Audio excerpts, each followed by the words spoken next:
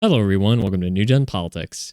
So, Trump just had a press conference where he capitulated on illegal immigration in a way that none of his constituents were asking for. So, let's take a look at that real quick. Farmers are being hurt badly by, they have very good workers. They've worked for them for 20 years. They're not citizens, but they've turned out to be, great.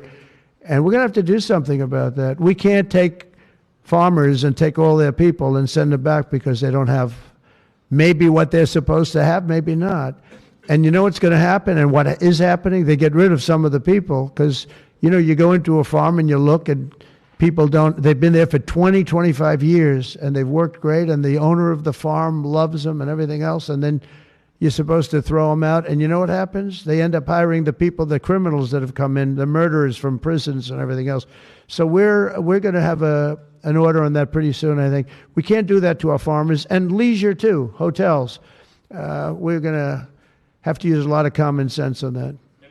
So this is overall pretty dumb. This was a dumb move by Trump to do. He often speaks off the cuff. This was one of those occasions, and this is not something that he should have done. It's not something anyone asked him to do. Throughout this whole thing, he makes one reasonable point, which I will dissect later, which is that we can't immediately kick all these people out because the farmers will not have enough workers to grow our food. Okay, that's probably the only point that you can really discuss here that may have some validity. Everything else he said was just idiotic. So first of all, he's saying if you get rid of the illegal immigrants on the farms and in the hospitality industry, well, the workers will just replace them with the criminal illegal aliens. It's like, aren't you kicking them out too? What the hell are you talking about? So you're going to go after all these people who may have not committed any extra crime on top of just coming here illegally. They don't belong here and they should be sent back. But so you're going to go after those people first. Then you're going to allow, because you found a farmer who is hiring illegal immigrants. And then you're going to arrest all of the workers on the farm who are illegal. That's what you should do. But then you're not going to monitor him and you're going to allow him to then bring in a bunch of criminal illegal aliens and hire them. You're not going to, make sure that doesn't happen. You're not going to make sure that people aren't hiring more illegal aliens when you deport the ones they have currently. Like, what are you talking about? What is this? And so that's just the idiotic point where he's like, well, if we kick them out, they'll just replace them with other illegals. It's like, then get rid of all of them, genius. It's not that hard a concept. And you're supposed to target the criminals first. That's the plan. Nobody's argued with that point. Nobody's arguing with the fact that you need to target the criminals first. But his base, who voted for mass deportations, wants them all gone. Every single one of them. Every 40 million of them, however many there are, every single one has to go. Every man, woman, and child. That's the reality. If you want to target the criminals first, I think everybody is fine with that. But you have to get to these people eventually. So obviously that argument is just ridiculous. It's really stupid. I don't know why he said it. I don't know why he thought it was a good idea. Clearly he's not thinking. So for the sake of argument, let's just totally ignore that point because that's just absurd. In a reasonable scenario, what we'll say is all the violent criminal illegal aliens have been kicked out already. Okay, so there's no risk of them being hired. What you then do is now you have to look at getting rid of the ones who are non-violent. And what effect is that going to have in the economy? That's kind of a reasonable question to ask. Is there some sort of transition period we should give? Is there certain industries we should target first? Like I said, the farming, that is a reasonable thing to talk about. But however, he brought hospitality into this. We don't need hospitality. You don't need hospitality to eat. It's not like growing food. That is important. If all of a sudden all the farms in the United States stopped producing food, you would die. If all the hotels went out of business, some minor economic strife would happen. Some people would be out of the job. Unfortunately, you wouldn't be able to stay in a hotel if you traveled. Life would go on. So for some reason, now he's like capitulating on one of the biggest industries, one of the biggest hirers of illegal immigrants.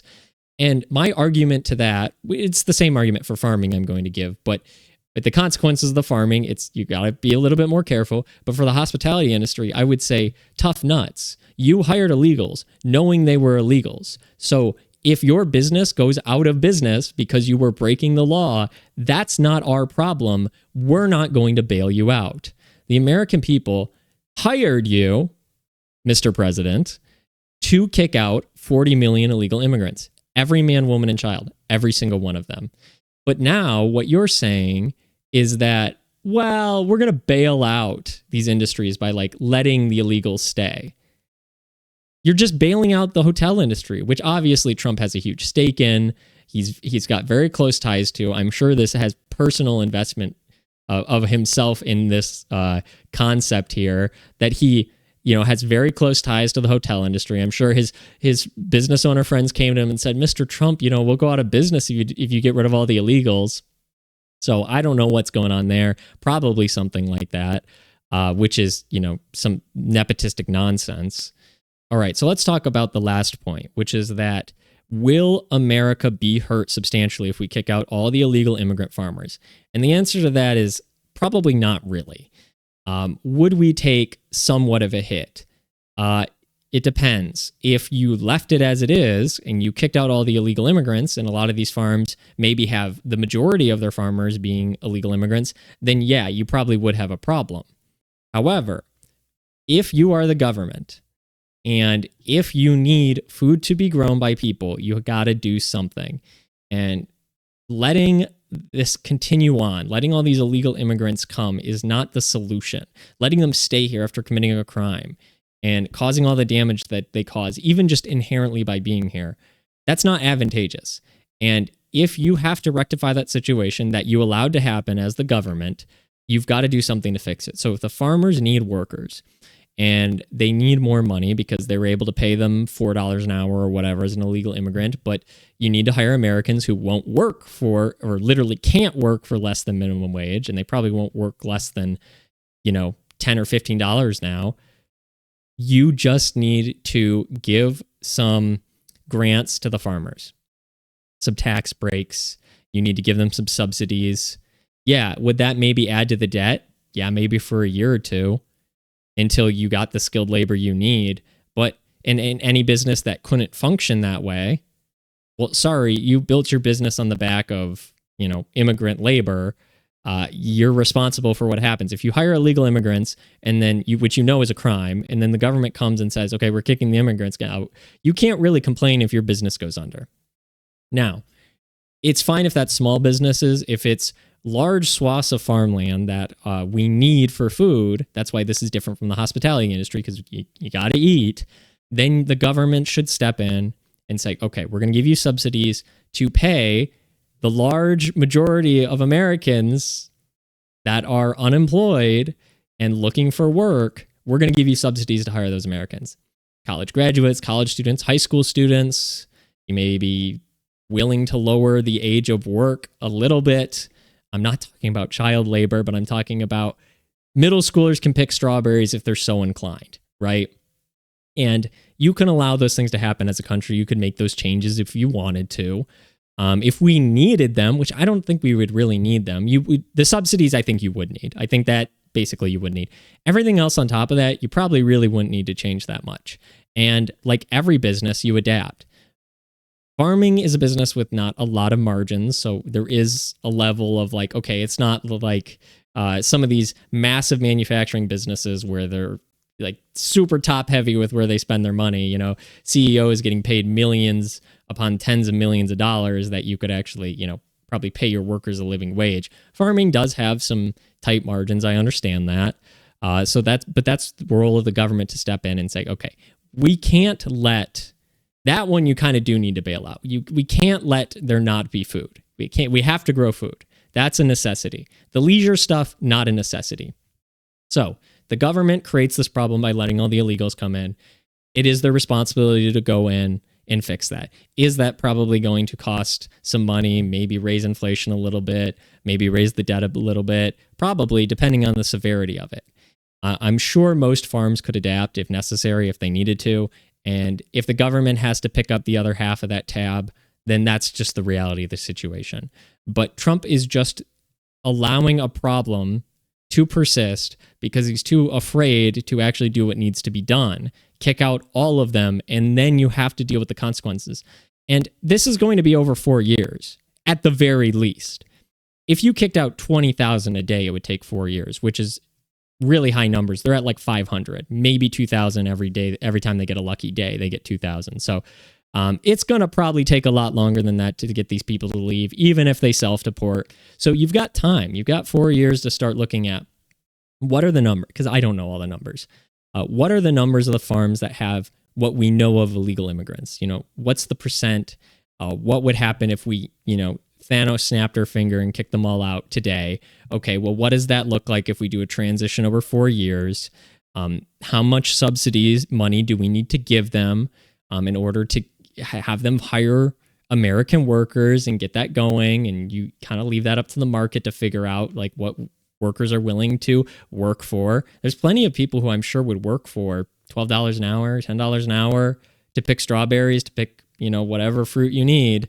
You could switch to drone technology if you're a farmer and say, okay, time to invest in those drones that pick the berries for me. You would have some time to do it. You'd have 4 years at minimum 4 years. Probably we're looking at probably a couple of years longer than that. At the earliest. So there's a transition period we're going to have here. So I agree. In concept, if you kicked out all the farmers today, you could have a problem because you've created this problem. You've let it happen. And you're basically an alcoholic who you can't just quit, right? Because then you'll just die, right? It's kind of like that. We've poisoned ourselves. We've gotten used to it. We're dependent on this, this poison that is poisoning our country. We're dependent on it now. And so to quit cold turkey, that could cause other problems. I understand that. But that is different depending on the industry. The leisure industry, I think it's just because Trump has buddies in it that came and asked him to do it. So, and he's got personal investment. I don't know if he's got illegals working for him, but I'm sure some of his friends do. But the food we need. And so you can't just quit cold turkey on that because you created a problem. To shock the system would probably create worse problems. But that does not mean you can just forego it and just ignore it and just say, nah, I don't need to stop drinking, even though the drinking's going to kill me, because if I quit cold turkey, then that's going to kill me. It's like, hey, there's something in the middle. There's a transition period you can do. But he's just making this like straw man argument that, it'll be worse if we just kick them all out today. It's like, you can't even kick 500 out in a day. So that's not even going to happen. That's not even a hypothetical worth thinking about if they all left today. So just completely unreasonable from Trump. I hope he backs off from this because this is something nobody asked for. Nobody wants this on his side of the aisle. I'm sure the liberals love it, but it's just a ridiculous point, and he's got to stop doing stuff like this, like backing out. Like I said before, he is the man who can make or break his own legacy, and I think every time he takes a step forward and then immediately takes a step back, he just makes himself look worse. And if he continues to do things like this, he is going to be looked back by history as a complete failure of a figure.